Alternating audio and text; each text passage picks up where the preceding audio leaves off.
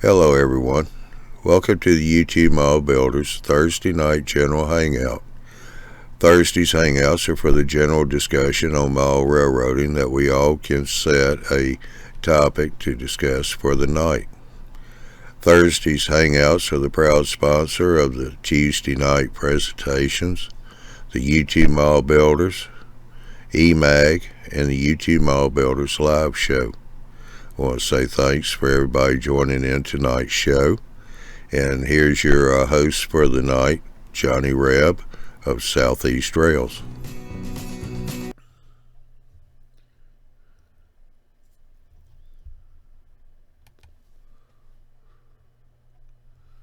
Hey everybody, how's everybody doing tonight? Let's get over here and Hey, Johnny. hey Andy, how you doing? Tired. 8 hours work and a 5-hour drive will do that to a man, though. Oh yeah. Hey, Andy. Hey, what's up? What's up, Lloyd? Got Oh, not much. Mr. Hawks, Newcastle, Shane. Well, Over here in the chat, we've got AJ, Big Bill, South Brooklyn.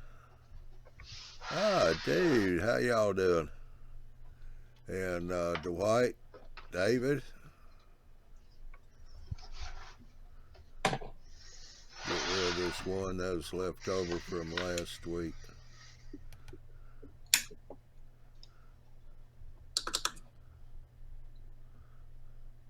See, everybody's doing good. John, how you doing? Well, here we go. Another Thursday night. Mr. Shane's got him a bridge here he's been working on. Just finished putting a couple of light posts in. You want to tell us a little bit about that bridge, Shane? Why not? This is a model of, I believe it's Grand Avenue Bridge, circa 1950, 1960-ish. In Kansas City. It was just east of Union Station in Kansas City. And this part, well, I got to adjust it now. This part of the bridge still exists, but the rest of this has now been covered by buildings and whatnot. But this was torn off of a couple of N-track modules a good number of years back and was actually built back in 83 or 84, something like that, for one of the national conventions. It was a complete replica of Kansas City Union Station. It was about 20 foot long, and everything was to scale, including all the covers, the platforms, and whatnot. So one of the guys, the layouts that I work on, he's modeling part of Kansas City Union Station. The guy who owned the modules gifted all the buildings and whatnot to him. So we were going through it all, and parts of it he wasn't modeling, like the Grand Avenue Bridge. So he was just giving them away to guys who were there working out that night. So I ended up with the Grand Avenue Bridge, partially because I want to build a new photo module out of it, because I have one that's kind of a grass hill, and it was a good start, but I don't think it quite serves the purpose I intended it to. So I'm working on getting a piece of board big enough to hold this thing, but it'll be my new photo module for project work.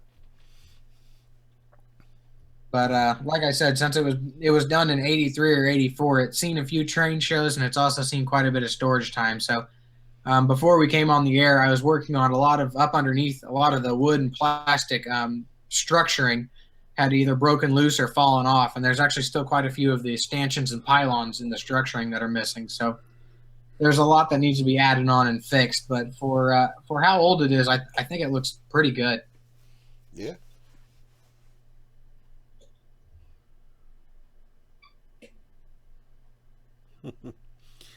Tony said, OMG, we have a celebrity here. Wow, Shane Mason of Mahler's Life podcast. How you doing, Alan? Redneck Railroad. Mark, how you? Curtis?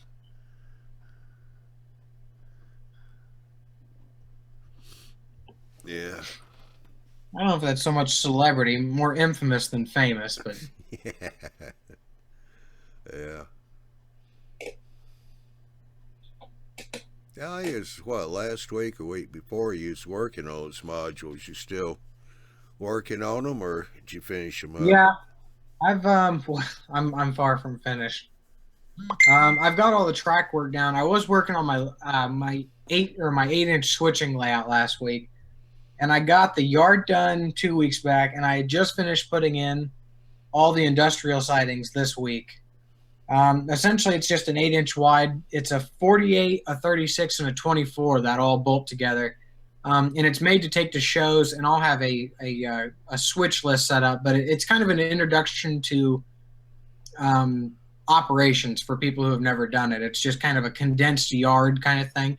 But they started a new group here in Kansas City called K Commons. It's Kansas City Mutual Aid in Scale Society or something like that. I can never remember the acronym itself, but it's essentially an operations special interest group that also does clinics and layout work and whatnot. So one of the things we wanted to do was kind of start to get our group out there. So I decided I would take what was a time saver kind of inspired layout, rip it all out, and build something that was a little bit more operations oriented. And the other thing about the other layout was I wanted to use the layout to film YouTube videos when I started getting install projects and in-scale done. And the other layout just didn't really cater very well to the filming aspect of it. So the new layout's got more operations in terms of what you can do on it, and also caters better in terms of the filming. And especially when you start to get into sound stuff, it'll look a lot better on film. But all the track work's done. The next thing to do is wiring. But I decided to take a break tonight while I was working on the bridge. Yeah.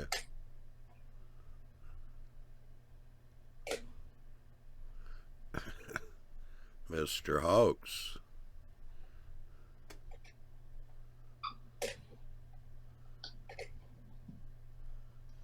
Yep, that's me. Yeah. How's the expansion coming?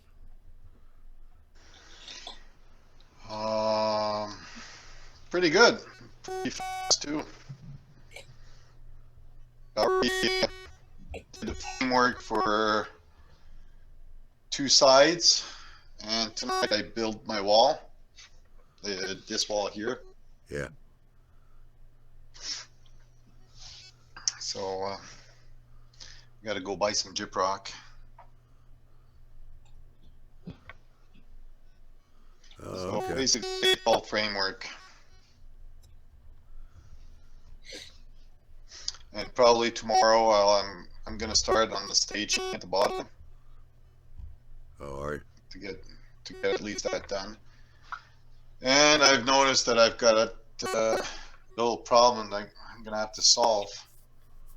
I think I gave the wrong dimensions to Bill, and somehow I'm 16 inches. The plan is 16 inches too long. So on the top, it's no problem. I can shorten the straight tracks, but the staging, there's no straight tracks. So I'm gonna have to figure something out for the bottom. Hey, it's mauling. Yeah. You gotta have a few issues there. 16 inches doesn't make much difference in straight tracks, but a 16-inch narrower radius is a pretty catastrophic deal. So Yeah.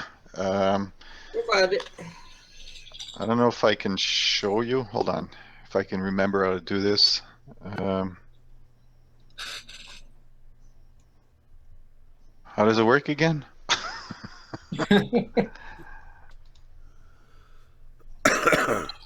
How do you share an image? Let's see my desktop. Oh, share screen. Here we go. Yeah, share screen. And if you just share the whole screen, whatever you see, we see. Okay. Do you see it? Yep. Yes, sir. Well, I got to cut 16 inches right here. And it wouldn't be a problem for 1, 2, 3, 4 tracks, but then I got a problem here. Yeah, but you could use a curved ladder solve that problem. So there's two solutions I can think of. Number one, microengineering a year or 2 years ago came out with a turnout yard ladder system of turnouts that interconnect in a much tighter way than was traditionally available to commercial turnouts. Also, you could use a few, or maybe all, or at least a few curved turnouts on the inside ladder.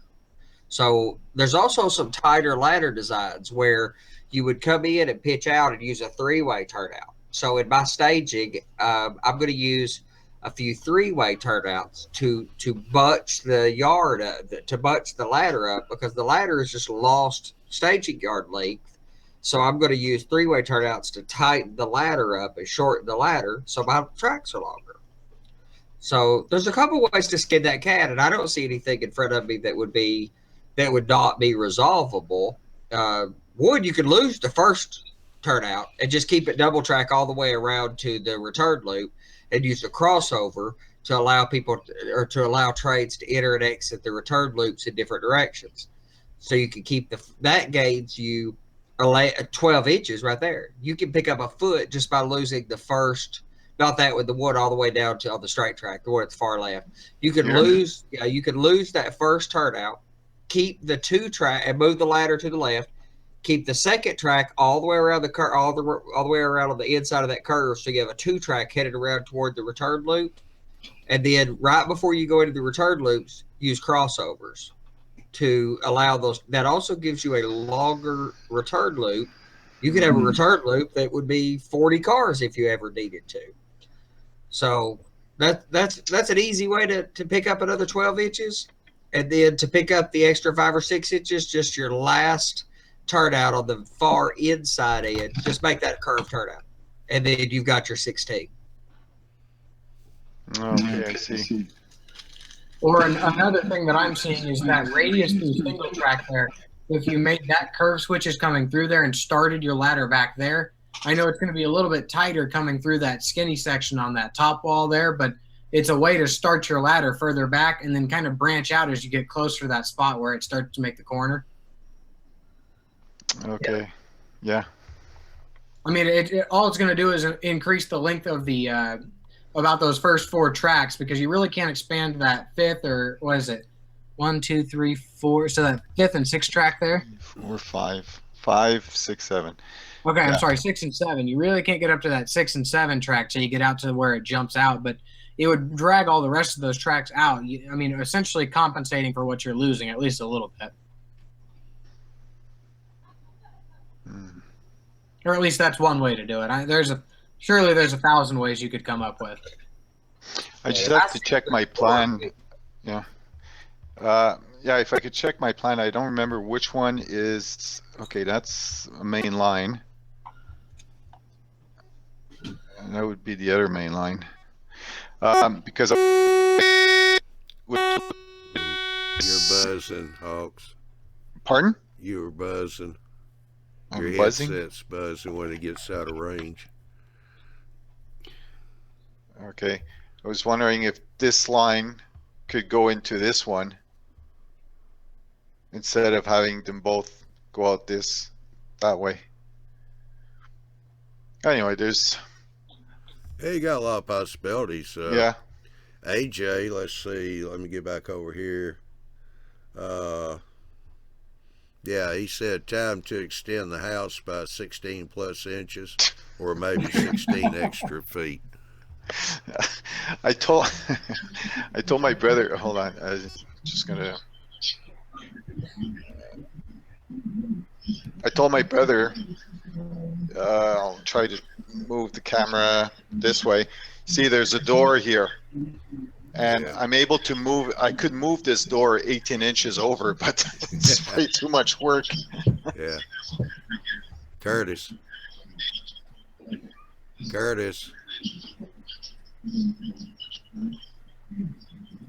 Yes. If you would, we're picking up background noise, TV or something. Could you mute your mic, please? I had the chat on. That's why we were picking up both things. Okay. You said Another Bill. solution- You said Bill did that track plan for you, correct? That's right. Then why don't you bring it to Bill's attention and have him redo it so that you're not shooting in the dark as to what to do. I mean, that is part of when you buy that track plan from him. That is part of the deal. Is until you get that thing built and up running, he's there to help you with any problems you run into.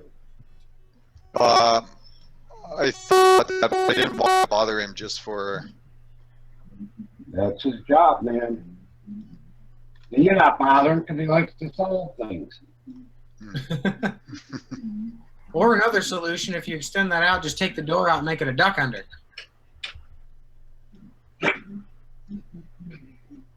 Cheap yet effective. Say that again? I said if you just take that door out and duck under the layout when you go through that door, it's cheap and effective. Well, we just had a new member jump in here a few minutes ago. Tom, how you doing tonight? I'm doing good. Yeah, for everybody, this is Tom. He does Tom's Trains and Things. Posting. He came in first time last night. Hello, everybody. Oh yeah, going I on? see your YouTube videos. Very good work, brother. Give you commendation for that. Thank you. I like that Pittsburgh T-shirt. Let's see here. Yeah, I got quite a few suggestions on what to do there, Hawks. Pretty much what you talked about, curved turnouts. Mm-hmm. Let's see. Oh, hey, Professor. How you doing down in Australia?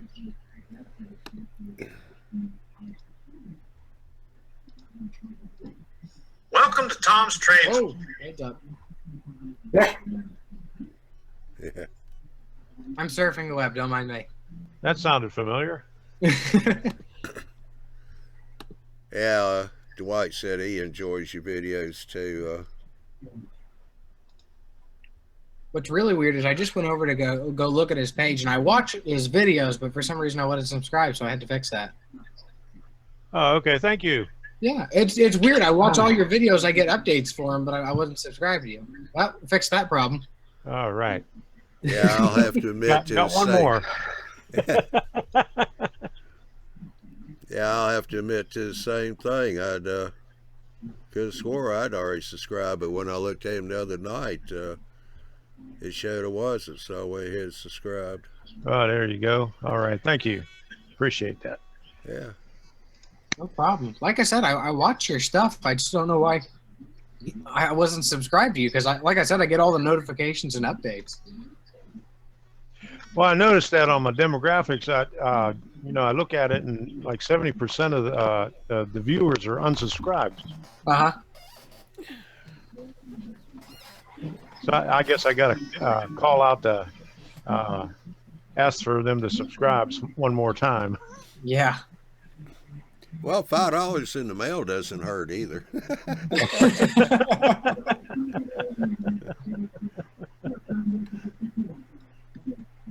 Yeah. See, that's the top part. So here I'm able to remove 16 inches. It's very easy.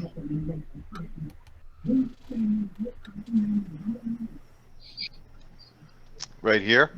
Oh yeah. What Right. about your aisle width issue? Yeah, well, the aisle width will shrink, but what I'm going to do is this line here, I'm just going to make it come in a little bit more. Just condense that down a bit. Yeah, that's already thought about. Yeah. So it's just the staging area that I have a problem with, but there's lots like Yeah, it wouldn't be that bad. Condense that radius down a bit. We'd kill a lot of that off. Mhm.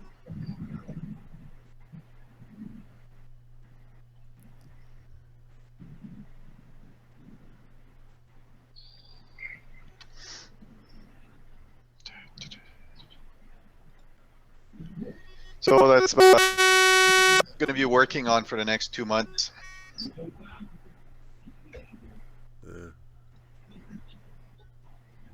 Well, I'll keep you busy. Oh yeah. Yeah. Like I said, I want all my framework and at least all my tracks done by year end. Then I can start. Then I can start bothering everybody on electronic aspect of it. Not a problem. Oh, let's see. Let me get back up here. Where'd you go?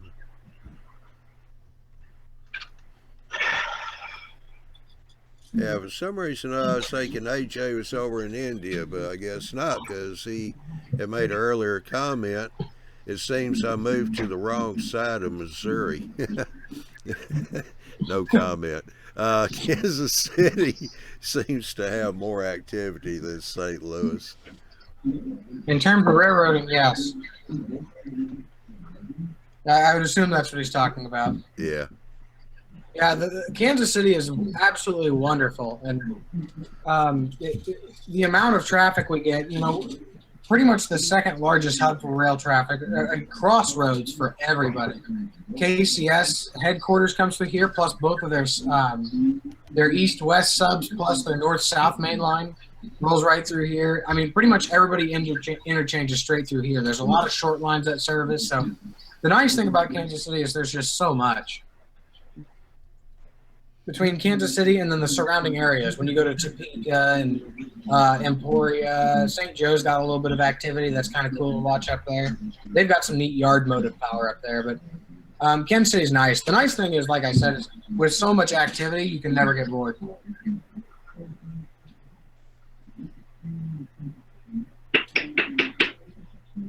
St. Louis has some, but not as much. A lot of what St. Louis has is just interchange stuff. Because at the Mississippi River is where they start to hand off trains between UP and NS and all that whatnot. So there's really not as much through trains. And St. Louis used to be a lot more active when you had less railroads. But due to consolidation, St. Louis has less traffic. Kansas City has become the big interconnection between the western roads and the eastern roads, which the FTC has adamantly avowed they will never let western roads purchase or take over eastern roads or vice versa. So Kansas City has a bright future for east versus west interchange for a long time to come, as long as that policy is valid. Well, I got somebody here that I guess can kind of prove that. Dustin Hoffman. In Kansas City right now, was watching the traffic at Union Station, Norfolk Southern, UP, CSX, and BNSF out there tonight. Oh, yeah. The nice thing about Kansas City Union Station right there in the Kansas City terminal is the Marceline sub, which is BNSF's Transcon, rolls right past there on the two most northern tracks. UP has the two most southern tracks, plus Amtrak's number 3 and number 4 come through every day and night. The River Runner comes through twice a day, inbound, outbound. I mean, just between that and then trains coming off of UP's either the Sedalia sub or the Coffeyville sub, which is a north-south or east-west sub, go over to Armourdale through the terminal. The nice thing about the Union Station is you can sit up there for hours and just all kinds of stuff. It's not my favorite spot to sit, but it is one of them. It's hard to beat.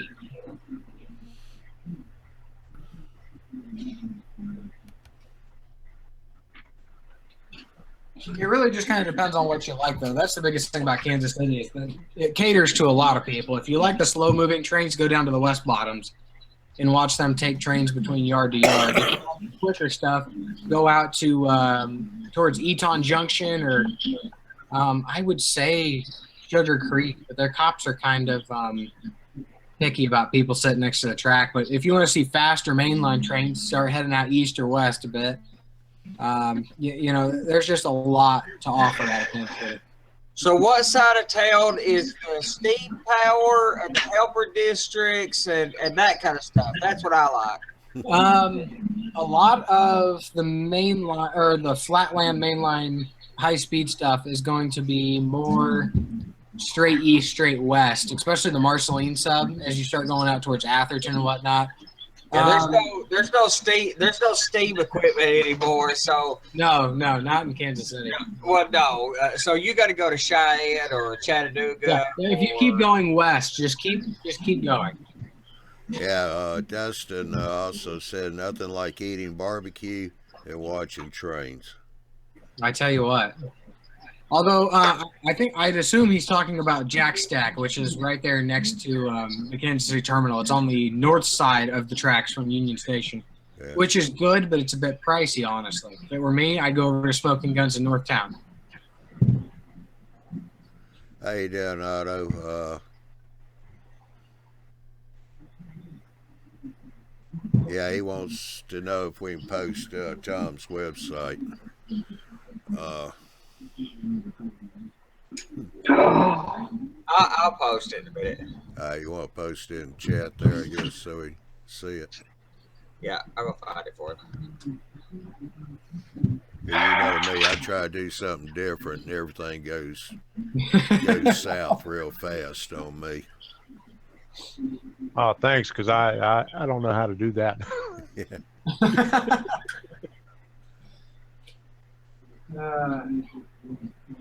Well, looks like you picked up a couple more subscribers tonight there, Tom.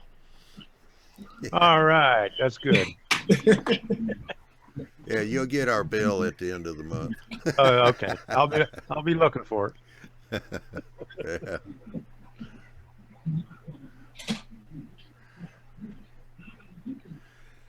Well, you got anything interesting coming up, Shane? What all do I have right now? Nothing terribly interesting coming up. I got some project stuff. I've got I need to finish the video. I've got this Ace that I was working on a couple weeks back. That's fully decked out with all kinds of lights. So hopefully have the video up for that here pretty soon. After that, there's not a whole lot. Kansas City's slowed down on their shows. Really the next biggest thing we're looking forward to is the NMRA in 2018. But there's a lot of little videos. I need to get back to editing though. I've been dragging my feet for a long time. I haven't put up anything in a long time. My biggest thing is I try to do a video or two a week, and I try to get it into a schedule of maybe like a Saturday video or a Saturday Wednesday. And I get really good about it for a while, then I kind of get burnt out, and then I kind of step away. This is probably the second or third time that I've gotten burnt out and just kind of walked away from doing YouTube. So I need to get back to doing that. All right, Otto, Sparky 107 posted the name up there. That is on YouTube. It's called Tom's Trains and Things. So just type that Hey, in. hi, Sparky. Just type that in the search bar, and that should take you there with no problem. I see Dwight says got Train Fest in Milwaukee this weekend. Oh, I wish I was up there. He's saying he wished he could go too. It's all right. Dwight and I can sit around and have a pity party here on Google Plus. Yeah. We'll have a not going to Train Fest hangout here. Yeah.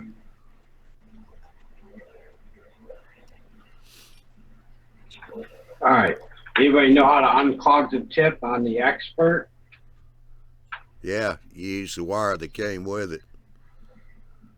It came with the wire. Yeah, it should have been on the back side of it, under a piece of tape. Got a round loop on it.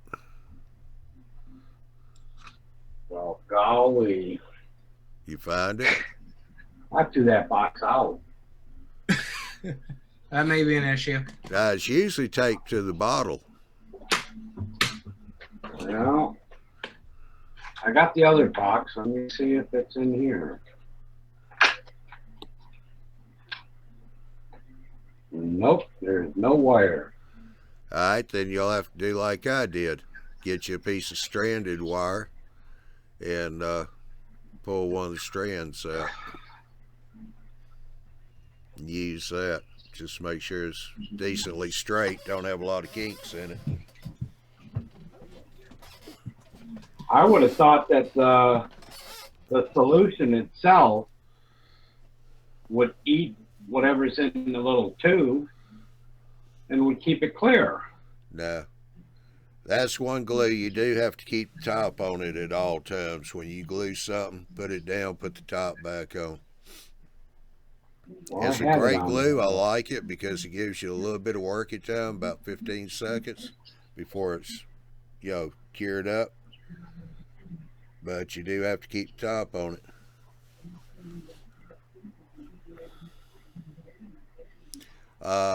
Mr. Bill up there in New York said for anyone living in the New York metro area, Greenberg's Great Train and Toy Show, November 26th through 27th, 10 a.m. to 4 p.m.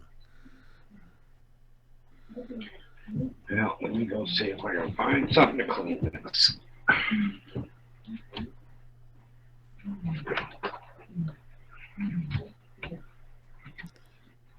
He also said admission $9 for adults, one day, $10 for both days. Kids 11 and under free.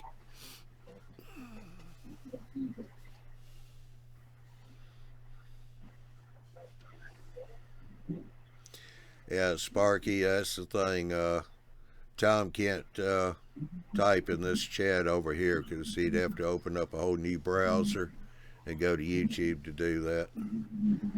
Sparky was saying, Tom, if you typed in the chat, people could just click on your icon over and it goes straight to your page. But you can't do that from here. I figured everybody got it with what Sparky 107 said. So, but it's pretty easy to search for. So, yeah. Yeah, that's the reason why I'm reading everything off, Sparky's, because everybody in the panel cannot see this chat. I'm the only one here that can see it. I'm special. But I always go look. I always go open it up too, so I can read and follow along. But it's kind of a pain. You got to open a bunch of things to do it. Yeah. It's a trip. I'm looking at my big screen, which is real time, and I look over here to see what chat's doing. I got the live video there, but it's 45 seconds behind.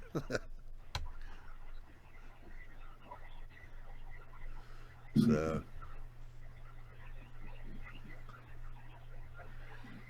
Bill, how's your reconstruction coming along? Big Bill?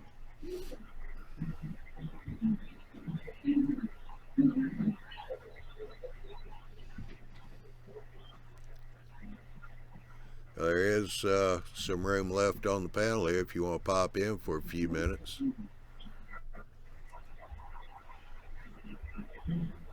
So I just put my link down in the thing that's on the left-hand side. It says show messages. Does it pop up when I do that? I'll paste it over to the group that way. Oh, okay. All right, thanks. I went to go look for it, then I seen everybody said, well, it's just search for Tom's Trains and things. And I was like, all right, I just won't pull it. Arizona Granny's back. Hey, how you doing? Says, hey guys, just lurking and listening for a while. You wouldn't be the one that has anything to do with that Vinny guy over there in Arizona, are you? Oh, you can't see the link. I forgot you can't paste the link. Yeah. Well, it pops up briefly over here on the Hangout. So if somebody wants to, they can keep going back and catch you with a pause and see it there. I'm working on it.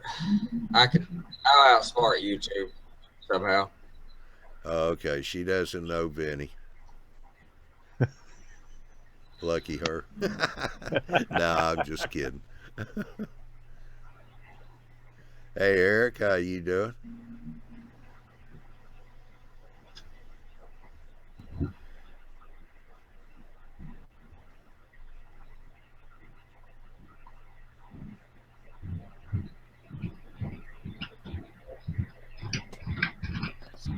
All right, Andy just put the link up in the chat there for everybody. Can't click on it. You got to copy and paste it. Just same because YouTube tries to outsmart us all. All righty. Thank you. Hey, Bill.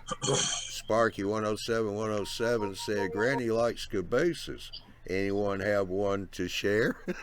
Oh, man. A dirty old man reading a statement like that.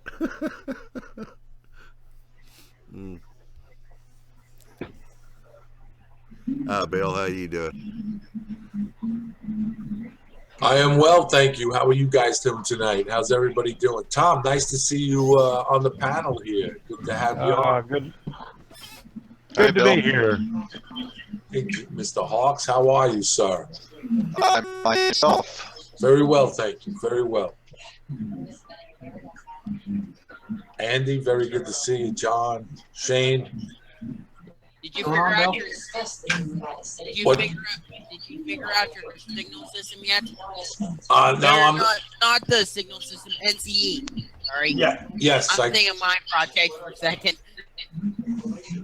I got 102 projects going on. You get I only got one project.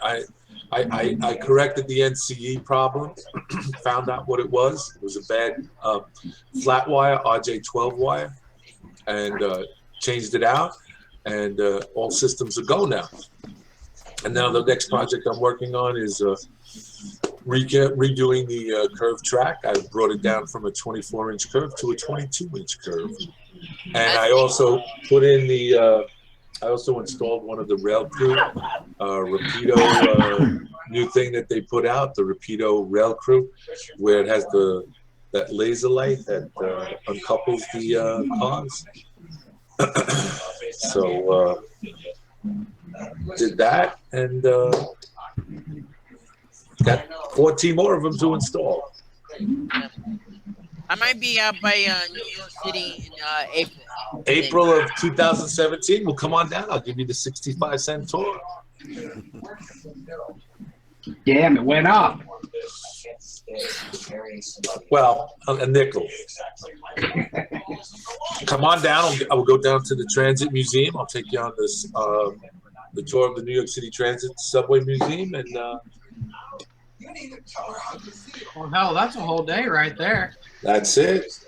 Yeah, I think there's I think the New York City has their Ops weekend that the 29th or something. Called Island Ops. Oh, I really don't know. I don't know. Bill, Sparky 107 asks, you make your own flat cables or buy them? If you buy them, where from? Actually, my next door neighbor is a retired Verizon technician, and he made it for me. I bought the cables from NCE, but one of the cables were bad. My neighbor next door is a retired Verizon technician. I showed him the problem, and he said, "Oh, I have that," and he made me up a cable. In fact, he made me 2 cables. Hey, Curtis. Yes.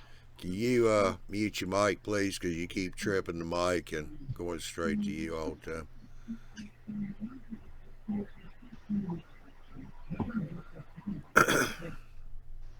Thank you.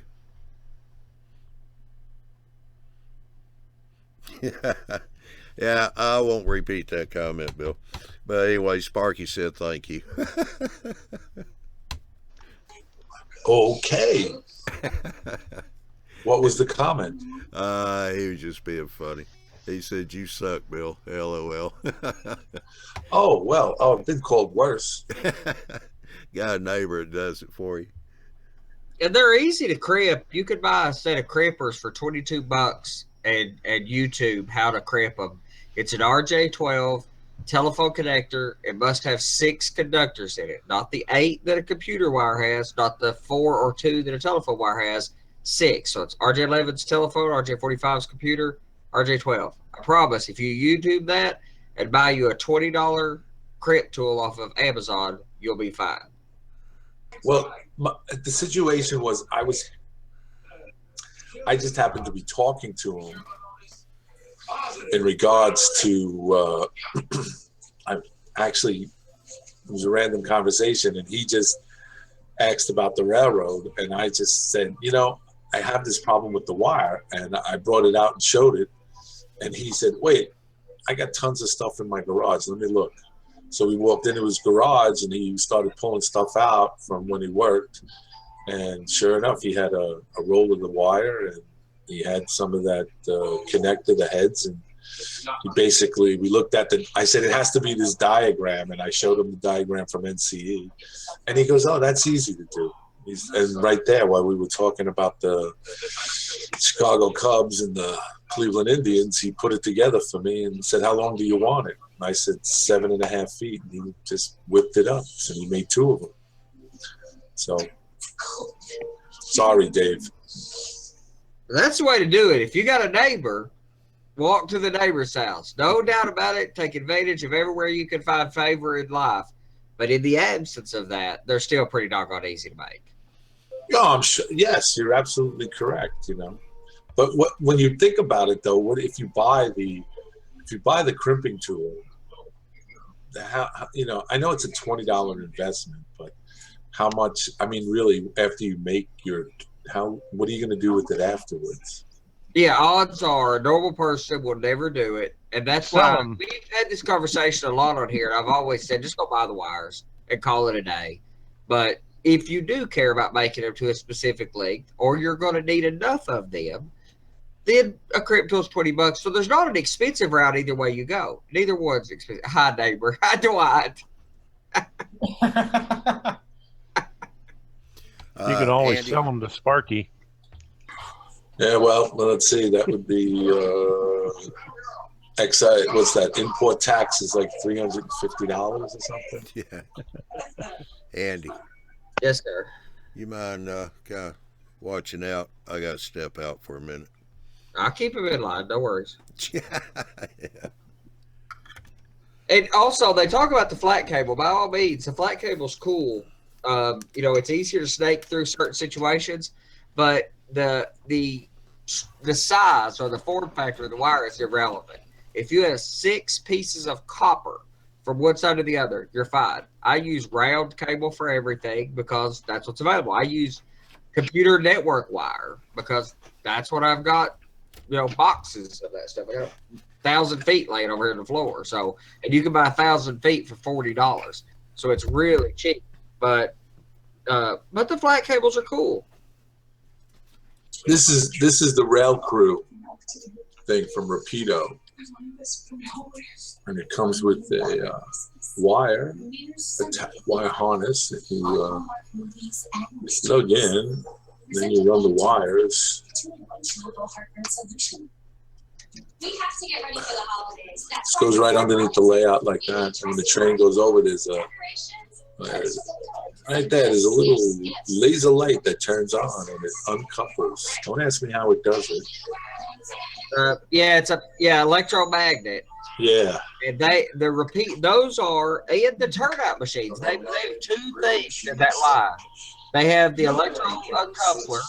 Oh, here's the resistor and the line. I didn't even see this. Look at this. Look at this. I just thought these were a bag of screws. There's a resistor and an LED in there. Who's got it better than me? I look around and see no one. Yep. So you can put the LED to light up, or you can put it on the fascia as well. Yes. They also make a turnout machine.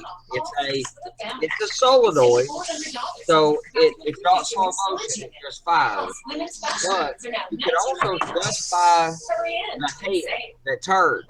Yes. Servo or a tortoise. Yes. And those little turnout throws on the side of your layout where the mast turns, just like the prototype, when your servo or solenoid or however you want to actuate turnouts gets actuated, and they have a DCC decoder built in. Rapido has really got that. They've really got that on lockdown. Yeah, they do a really good job. I mean, I like their products and everything. I mean, that was, I thought it was going to be like really tough to install, but Yeah. Even for me, it was easy. And But did you see their YouTube video on it? They have a YouTube video, or maybe it's on their website. Full track up, top of the hole. You know, well, you can do it. The beauty of this is that you can do it under existing track that's already laid. Yeah. Because they actually give you, which I think is pretty sweet. They give you the let me see. Yeah, here it is. They give you the pilot drill. It's already in every kit. And you just pilot drill it straight through. And then from underneath, you go back underneath with the 1 3/4 hole saw, and you come up underneath it. And you just gotta, be careful when you, coming up so you don't tear the track up. But, you can do it. I did it. If I did it, anybody can do it. Seriously. Oh, you're playing it down, but it is easy. But Rapido, I like everything they do. I mean, they have the best passenger cars on the market, bar none, compared to brass. That Rapido is the best passenger equipment on the market. They've got some of the best locomotives and the best detail parts. They got little buses out now. I mean, yeah, I know. Did you see that bus? That bus looks pretty awesome. I'm thinking about if it comes out, I want to get one of those. Yeah, like laser etched parts and laser etched mirrors and stuff on the side. Yeah, those guys are real railroaders who are like me, who are hardcore and attention to detail oriented, and everything they touch turns to gold kind of effect. I love those products. There's only a few companies that I could list in that market. You've got Exactrail, Tangent, Rapido. There's these few guys where everything they got is great. Then you got other companies where a lot of what they do is great, and then everybody else is kind of questionable. But I haven't seen anything they did that was perfect. Oh, Sparky 107 mentioned something about their couplers, and I'm not sure. And I've said this before talking on here. I don't use KD or KD compatible. I use Sargent Engineering, which are, very accurate to prototype, and they are not for everybody. No argument. They're not for everybody. If you're going to run KD, I would give you the strongest recommendation to run KD, actual KD branded couplers, at least for HO. Now, for N scale, there's some argument, but at HO scale, KD branded couplers. Oh, Dwight and the Rapidos have scale couplers, but they're not KD compatible. That's the problem I have with my Sargent Engineering. What's that, Bill? These comments are not necessarily that of the YouTube model builders. They are. No, I'm only kidding. Oh, I'm just reading Sparky 107, and Dwight's comments about it. Couplers are one of those few things that has it's like talking DCC systems. These guys are brand specific. People get brand specific. But even though I don't run KDs, if you're going to run KDs, they're very predictable. Very predictable. And they're also very reliable. Yes. Yep. Now, I like the hardcore. I know this will shock everybody, but I like the very hardcore, prototypical, whatever. Sargent Engineering. I know. I knew you would react like that. I knew I would get. I knew I'd get this out of you. But the Sargent Engineering, like I love, are not for most people. They are a real. There are plenty of explicatives to describe those things. They are not for the faint of heart. No, they're not. Not to change subjects, but to change subjects. Tom, for all those guys out there that don't know this, Tom of Tom Trains and Things is launching a new series for model railroading for beginners. And I've seen some of the some of the videos he's done previous to that, and they're really well done. And I think that you guys who haven't subscribed, and I heard that some of you have joined on and said, hey, I'm going to subscribe to you. I think you guys should subscribe, because I think this new series that he's going to do, Trains for Beginners, and I think it's going to be informative. And Tom, would you like to talk about it just a little bit? I have hang on a another one second, coming Bill. out. Oh, I'm sorry. Yeah, the Okay. TV's coming through. Oh, let me put myself on. Go ahead. I have one coming out on Saturday morning on tools, and it's a little bit longer than the normal one. The normal ones were only maybe about 10 to 15 minutes long, and this one's about 30 minutes. When I started figuring out how many tools that you need to start out, the list just kept on growing and growing. So it came out to about almost a 30-minute video, and I got one coming out 2 weeks after that on track planning and choosing your scale. So I got enough material to go all the way to March or April of next year. I'm putting them out every other week on a Saturday. I don't think you'll run out of content anytime soon, and your content is really good. But only argument is everybody says the hobby's died. Where's the beginners coming from? If the hobby's died, why is it we have so many people who are watching content and who need the content and who are loving your videos? If the hobby were dying, why is it that that's so receptive? It's not dying. I mean, I'm a beginner. there's all kinds. I don't think it's dying. I think that's just, people just have that impression that it's dying, but maybe because of the hobby shops closing and stuff like that, it's harder to get parts, actually go to a hobby shop and get your hands on the parts. But other than that, it's not dying. No, the problem is used to you had hobby shops and all these other ways that you could walk in a place and count a number of human beings. The internet doesn't provide us that capacity to just count human beings in the hobby. It's not dying. It is transitioning and adjusting, but I'm just being sarcastic about it dying. There's all this great content like what you're doing and what a lot of other people are doing with video and other content. And there's a lot of reception for that good content. Sorry, guys, I gotta go. Just question for Bill. Bill? Yes, John. You're gonna be contacting me this weekend? I am, sir. I am in the process of contacting Mr. Baranek in regards to having him come aboard. And once I get that, I'm sending you out an email tomorrow to let you know when we will get together during the week of the 14th. When is a good time for you? You can email me back so we can do a pre-show webcam thing so we can make sure that your webcam is working and your mic is working, and along with Mr. Baranek. Once that happens, then we'll be good to go on the 19th.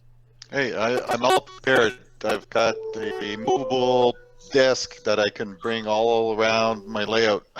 And I saw that the other night on the Hangout, and that's going to be a great asset when we start talking about your layout. I think we're going to have a really good time. Great. So I'll wait for that. In the meantime, Did you, everybody? Oh, what? Did you sign on the YouTube Model Builders, the guest panelist thing? A long time ago. Oh, okay. That's all I needed to know. That's all I needed to know. Oh, okay. Not a requirement, just that I can send that through that email there. That's on. Oh, okay. All right. Okay. You take care. Have a great day. Bye-bye. Good night. All right, bye, Hawks. Good night. Good night.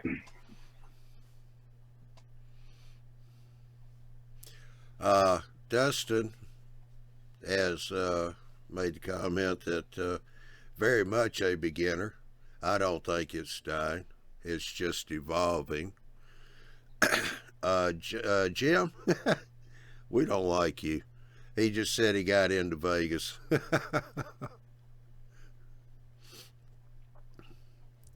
He's in Vegas? Huh?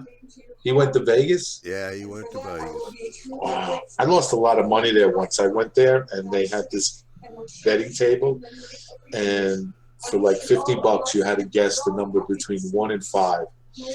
And for $50 I threw it down and I would go 4. And the guy said, no, you were close, it was 5. I lost about $1,500 on that game. Every time I kept saying 3, $50. I doubled down on 100. I said 2. He said, no, you were so close, it was 1. I was thinking of 1. Yeah. So it sounds like Vegas worked perfectly. Like For Vegas. Yeah. Yeah, he said he's been there for 5 days already, so he must have been out catting around. All right, guys, I'm going to jump off. I'll probably jump for the chat in a little bit. Y'all have a good night. All right, Curtis, Curtis. you too. All right, Curtis.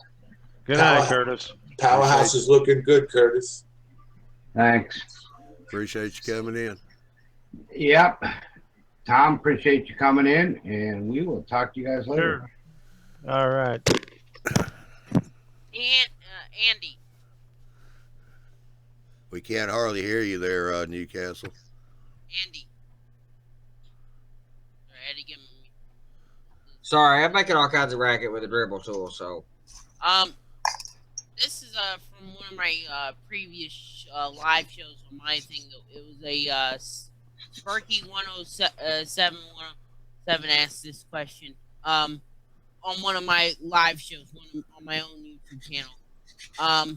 He asked, what kind of paint would you use for wood kits? Because he just bought a giant wood kit. So I don't think he should be and this is his first one. I don't think he should be starting on a giant train station in wood. it depends on the kit. It depends on what kit. Like, well, for example, that's what I'm doing now is prepping a wood kit. So, it's how far you want to go. So these starter kits or whatever are tab construction. They have tabs on them. But one of the big deciders between the cheap kits and the expensive kit is those tabs.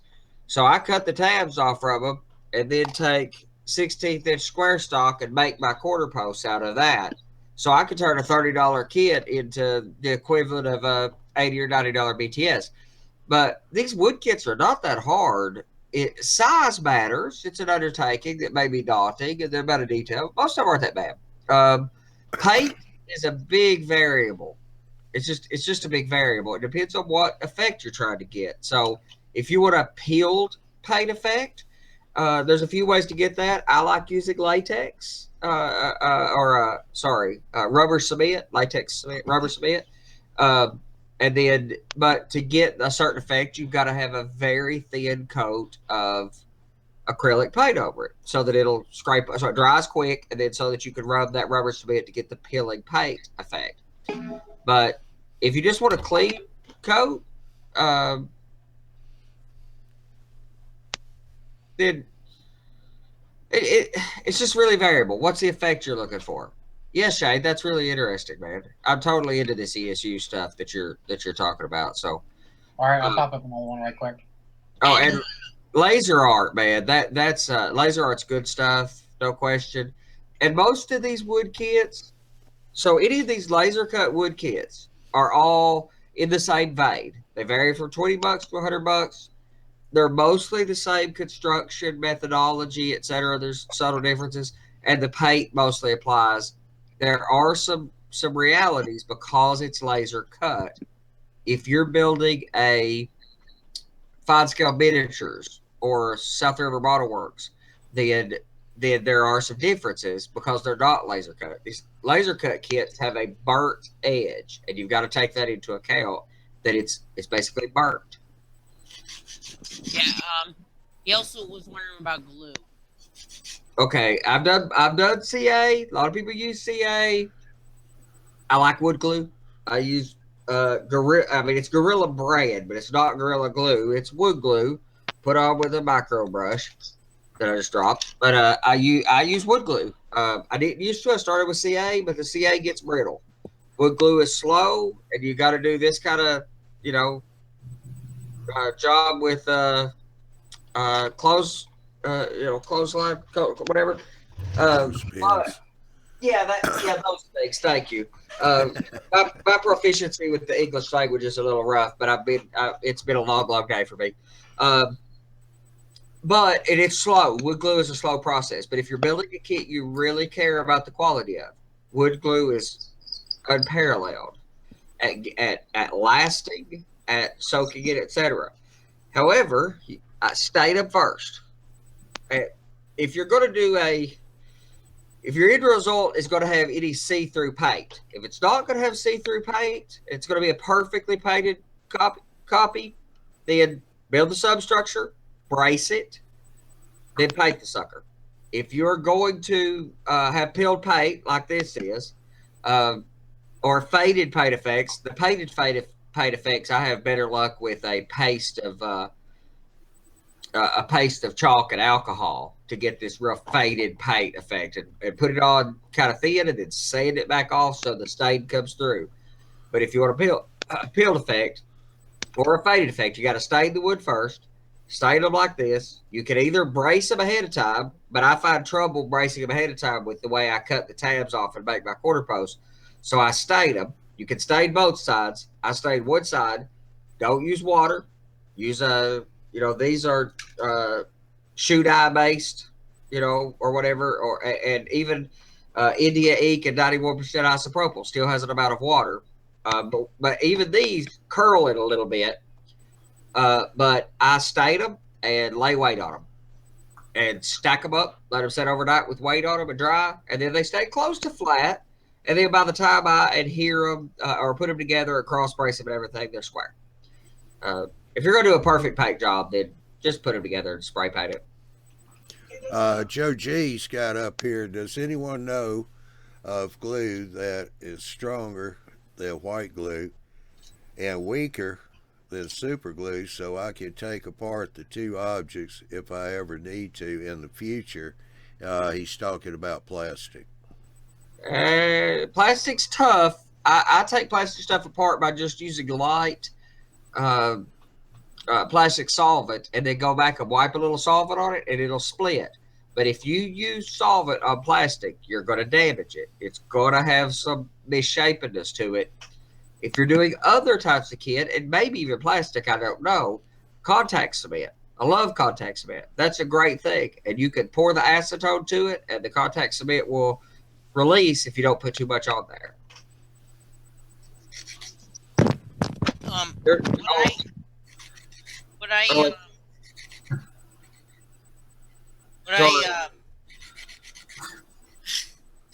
The IC Gal F Crystal Gal. I'm reading the label. Yeah, no, since 3. IC Gal BCSI. It's like a glue. That's what I used for the wood kit I built.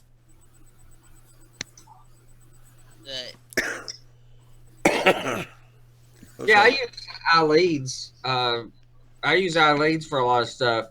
I use Aleen's for setting windows, and especially for putting glass in windows. This is my favorite for that.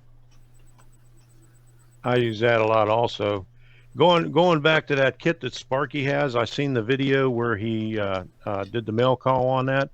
That is a very large kit, and I don't think he should start on that one. I think that it's a depot that's probably maybe 3 foot long or 4 foot long in HO scale. That's a big boy. Yeah, it's a big one. Yeah. I wrote him and told him that he should start on a small kit, just to get used to doing the laser cut kits.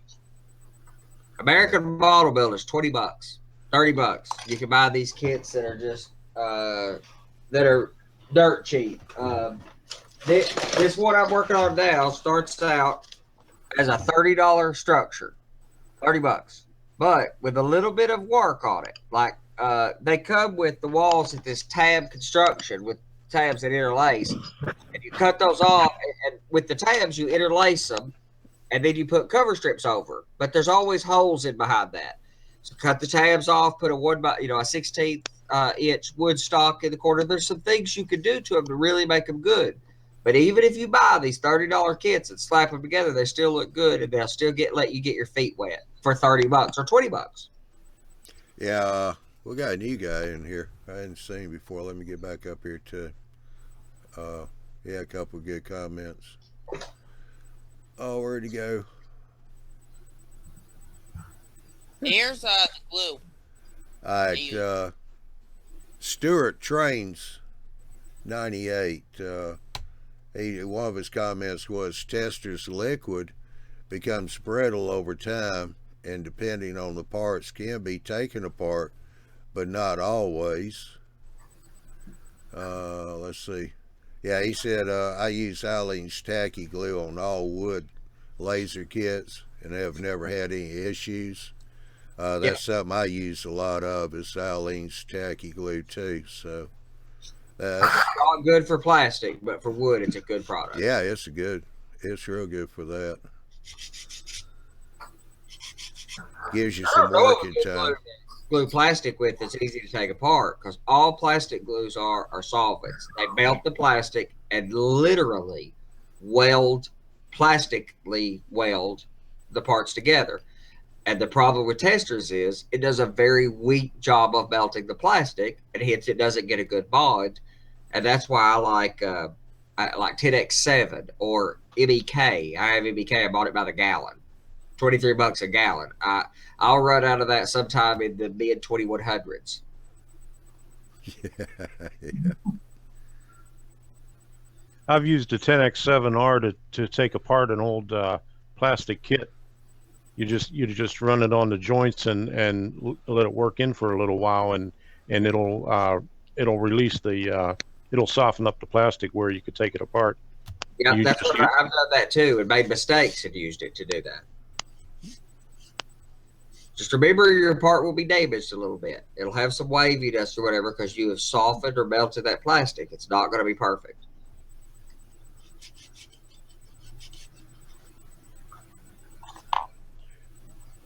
Okay.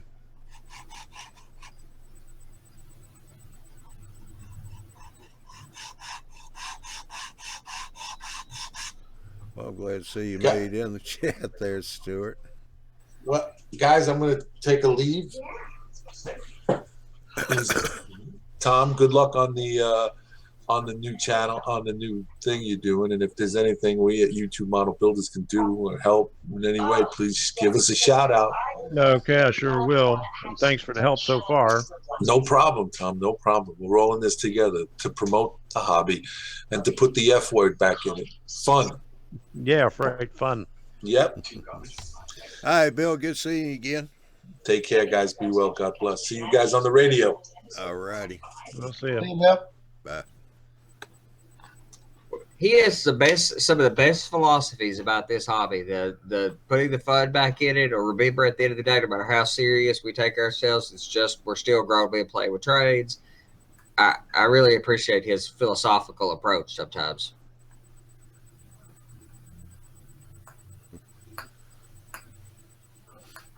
Yeah.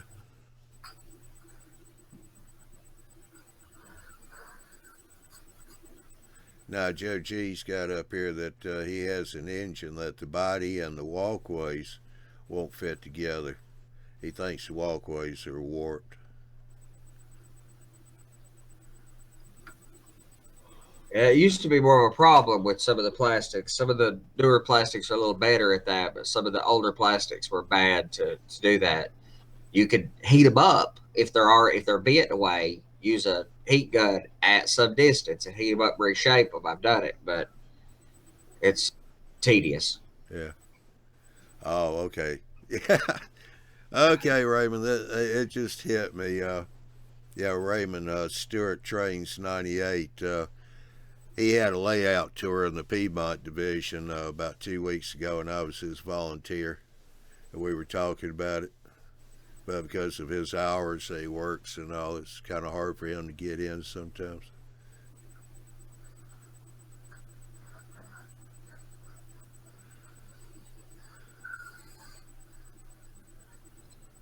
That's good, Raven. Heard good things about your layout. Johnny spoke highly of it. I know you said you were going to help out at a layout. How was it, John? I can't hear you, Newcastle, to be honest. Yeah, it's how's I knew before you did the helped out the layout. You were talking. You said you haven't been to that layout before. How was it? Oh, it was a nice layout. It was in scale, about 2 feet wide, and yeah. Oh gosh, Raymond's going to shoot me for this. I think it's around about 18 feet long. I mean, it's a nice little layout. He's got an end scale also that he's doing right beside it. So With It's a loop style layout, or Yeah. any certain railroad? Huh? Any certain railroad? Yeah. He says 2 feet by 23 feet, so I kind of cut him short there. Did it model a certain railroad, or it's more just freelance loop to loop rail fanning style layout? Yeah, it's just a loop type. It's central Georgia, around the Athens area, loosely based. That CLG railroad's pretty interesting. Central Georgia's got some interesting equipment, especially the early diesel era. First and early second gen diesels were really interesting with a really cool paint scheme. I like CLG. Kind of Illinois Central, or to me, it reminds me of the Illinois Central, the IC. I don't know why. I mean, it's color schemes and stuff like that. And I don't know if there was any joint ownership or not, but it reminds me of that. I like them both. Yeah. And I live in old Illinois Central territory where I live now, so.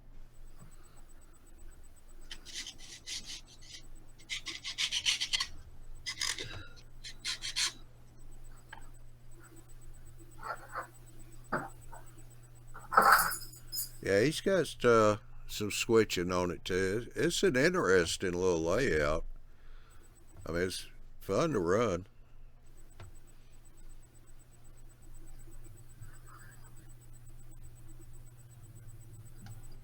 It has a mini operating plan then? Doubt it. Just a couple sidings, mostly loops. Yeah. You said he was building a larger HO-scale layout too, didn't you? Yeah, he's going to do I believe it's an L-shaped style HO. Switching layout or loop running again?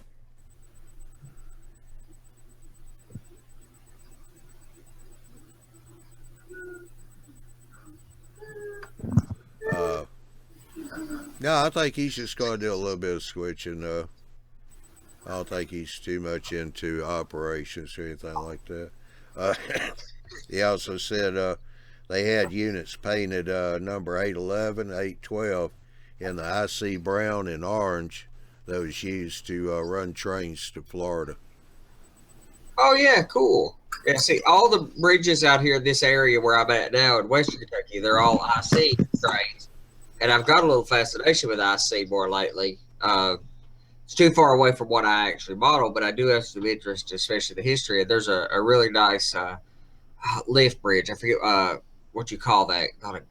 Whatever. There's a really awesome Hewlett or what. It's not a Hewlett. That's the loader. Anyway, lift bridge. Really awesome. And a lot of IC equipment out here. But I've that late Gen 1, early Gen 2 diesel period is just awesome for COG and IC. Yeah, he said the HO's a large loop with the industrial switching. Good. That'll let him get a chance to get a flavor of some different things. Let him do some switching. Let him do some running. Yeah. Newcastle, I'm getting a lot of noise from you when you move around. Sorry. That's okay. But anybody got any cabooses they want to show off to Arizona Granny? I got a under construction caboose, kind of interesting. It's under construction. I ain't very too terribly far along with it, but I'm working on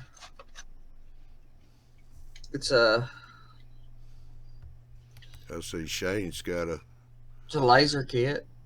got American flag caboose there. Yeah, man. It's, This one's laser wood kit built from you can't call it. It's not scratch. It's a laser kit, but it's a wood kit. I got just getting that far. I got 15 or 20 hours in it probably. Maybe not that much. Oh, Mark's in here. Let's see what he's showing off. Yeah. I forgot. Isn't that railroad out of business? Santa Fe.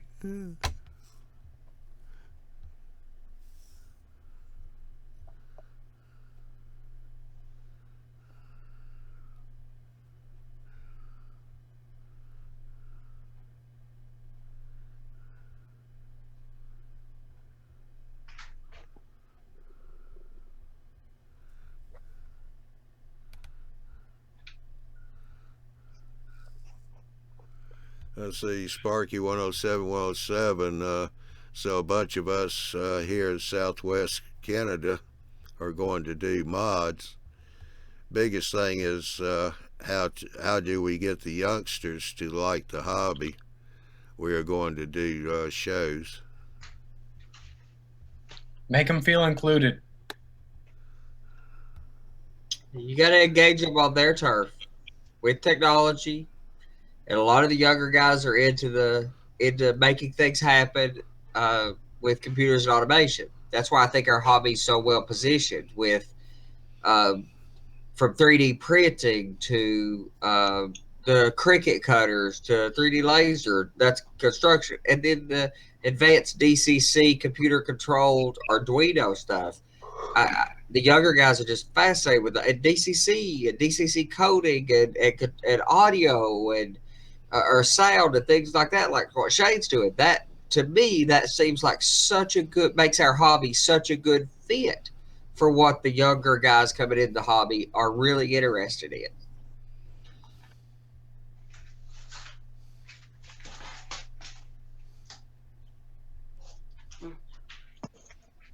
For me, at least, operation, getting people involved, and also going to see a layout that would be involved, like getting involved with the crew and operating the trains. I like to run the trains. Should I say switch? Newcastle. Yeah. You gonna have to put a shirt on. Oops, sorry.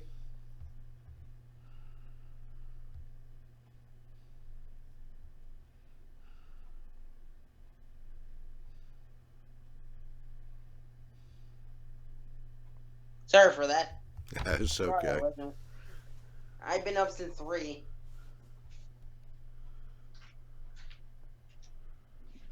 Working on the signal system.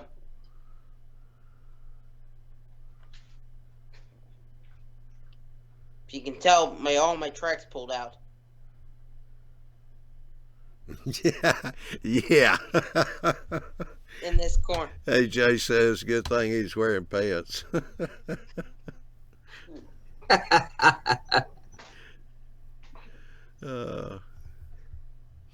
Yeah.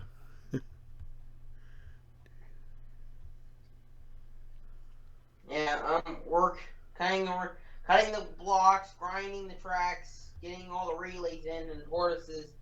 And it's a long project. We're doing it by sections.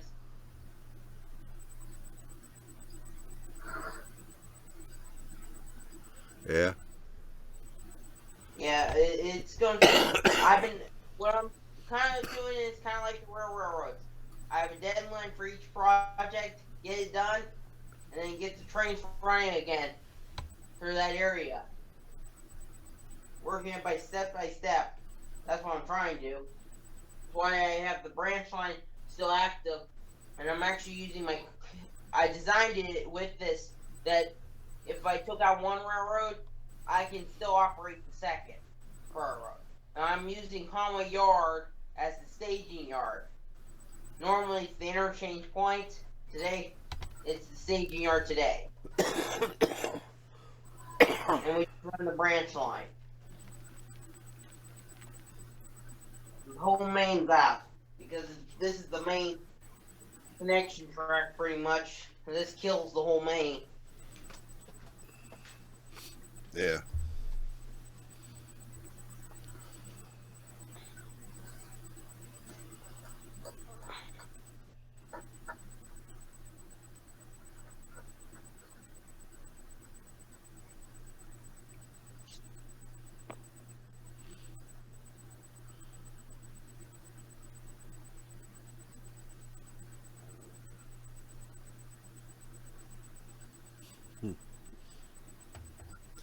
Yeah, we had a little problem down there at the store on that layout. It's been around for a while, kind of hounding me. We got one straight track's got a reverse loop at each end of it. I don't have the reversers on the both loops, just on one. But coming out of the turnout off the straight line into the loop on the main level, about 10 inches, there's no power. You gotta push the loco past that, it'll pick up power and take off again. I couldn't figure out what was going on, so finally last night I just said to heck with it. Put some jumper wires out there and kind of hooked them on the side of the rail. Got the thing running. I can't figure out why that one section would be dead like that. Was it just pulling power through the rail jointers for that one section? I wasn't getting power at all. That's we use Pico turnouts and they're power routing. Yeah, they are if everything's working correctly. If a wire doesn't get damaged between them, that's why I'm such a big fan of. It's just not that. Just run a wire at every piece of rail, and that's why I don't solder rail jointers or anything either. Just run a wire at every section of rail. It's not that hard, quick. It's you could do a pretty big section in a couple hours. So.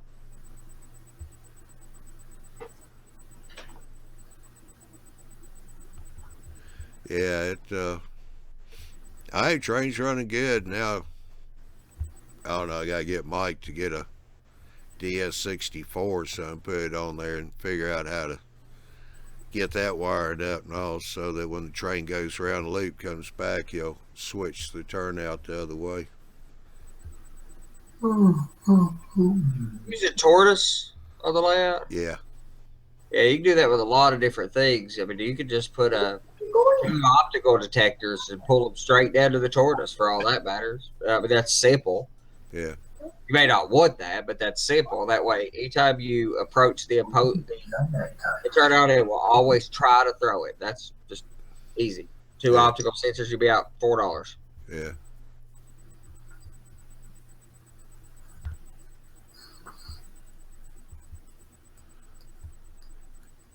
Yeah, at least got that thing working on that lower loop. Now I just gotta get up there. I think I got the same problem up on the upper loop too. We get to the same point every time and the train goes dead. So we'll have to get up there and test that out too. I mean, I don't even like the idea of depending on rail jointers for electrical connectivity. I really don't like the idea of depending on a turnout for electrical connectivity. Well, we don't have that many drops on that one right now. I mean, we're going to put more drops on it. It's just, a matter of me having to get up there and, do the drops. And the track's already been painted, so I got to scrape all that off and, solder them in, drop them out. Yeah, it's a pain to do after the fact. I like doing it. I mean, for mine, I have loose rails, and then I put the feeders on very early in the process, setting up the workbench and solder it.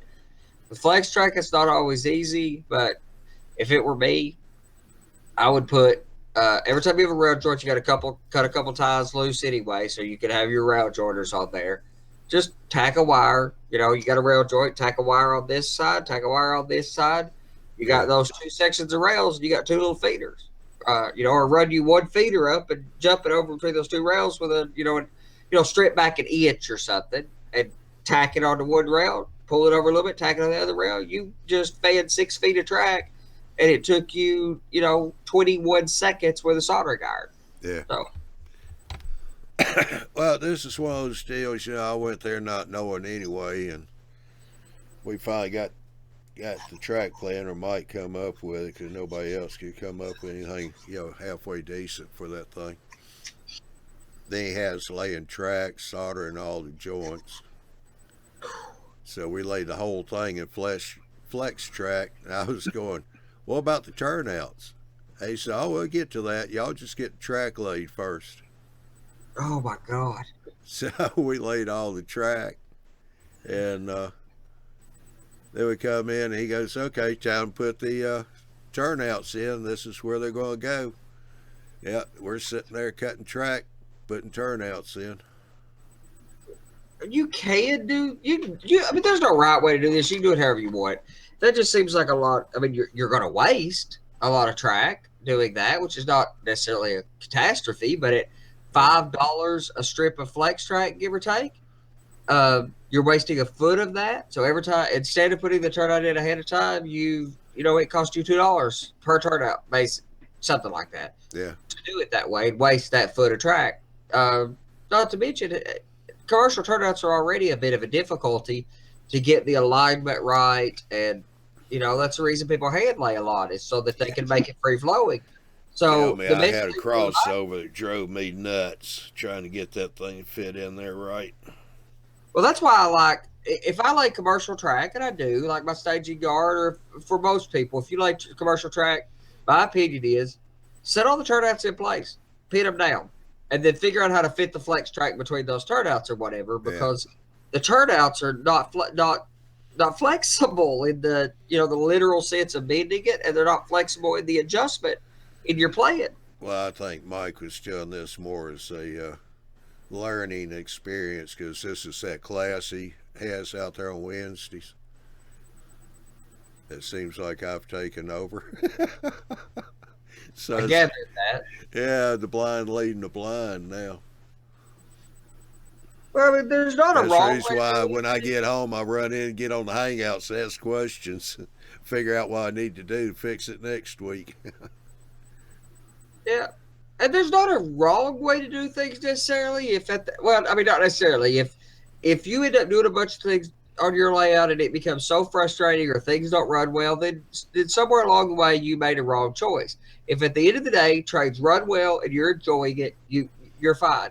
Yeah. But there's not always some of these ways of doing things are definitely not the cheapest or not the most efficient. I could definitely argue those points.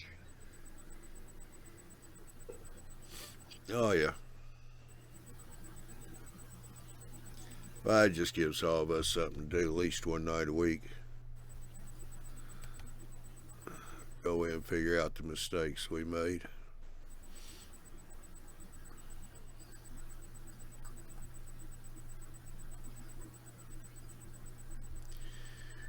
Well, I tell you what, it seemed like this has kind of been a long week for everybody anyway. I think we'll just kind of call this when somebody wants to go start after show hangout. Okay. I just got 30 people spoke up at one time. Yeah, I think I'm going to call it a night. It's past my bedtime. All right. Well, that's one thing we're good about doing, is keeping you up. And helping you spend your money. We're proud of those two things. Yeah. Yeah. All right. Good night, everybody. All right, Tal. Appreciate you coming in. Sure, no problem. All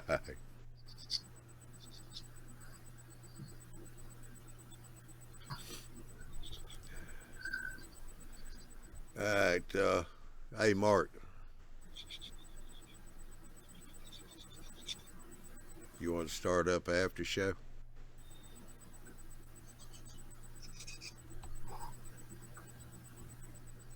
I can't hear you. Evidently, the mic's not working. I see you talking, but I don't hear anything. I'm not messing with you. Just give us a thumbs up. You going to start the after show?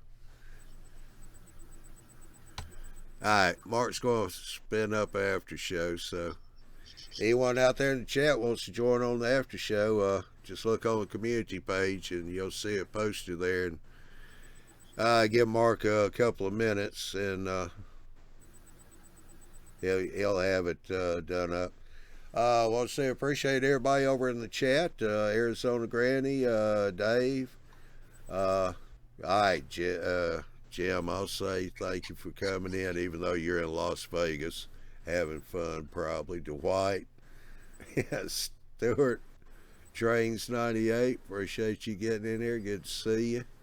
AJ, Sparky, Big Bill was in here for a little bit. Who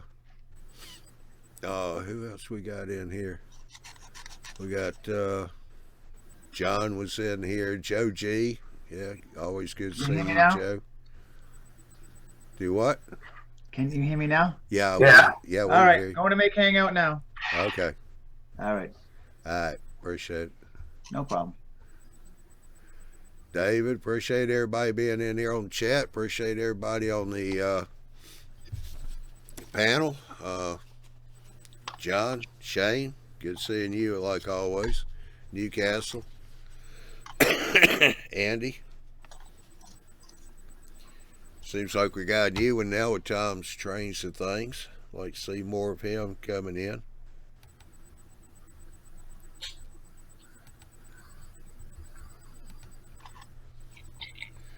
So keep checking in on YouTubeMallBuilders.com website for all the latest news and info on the Tuesday presentations, the e-magazine, and the live show schedules.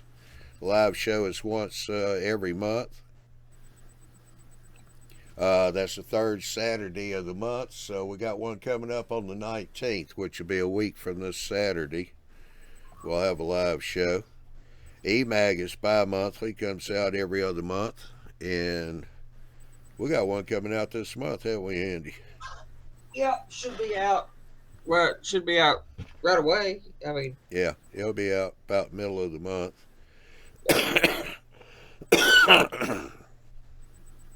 Tuesday's presentations are every other week. We do 2 a month. That's the second and fourth Tuesday of the month. Then you have the general hangout each week as well, which is Thursday night presentation. All our shows are at 9 o'clock Central, 10 o'clock Eastern time. So check your time zone. And hey, if you do miss the show, that's okay. We record these and we put them on the YouTube channel. We have playlists for each one. So you go to a playlist if you want to check some past shows. And so we do that for everybody to have a place to go look up stuff if they want to. I want to say thank you for participating in tonight's show. Have a good weekend, and we'll see you next week. We do have a Tuesday night show coming up on next Tuesday, which is the 15th, with the Bill the Track Planner. The title to that one is going to be What Not to Do on the Layout. So ought to be a really interesting show. You want to check that one out. That'll be 9 o'clock Central, 10 o'clock Eastern time. Hopefully I'll catch it. Yeah. All right, everybody have a good weekend. We'll see you next Tuesday night. Bye.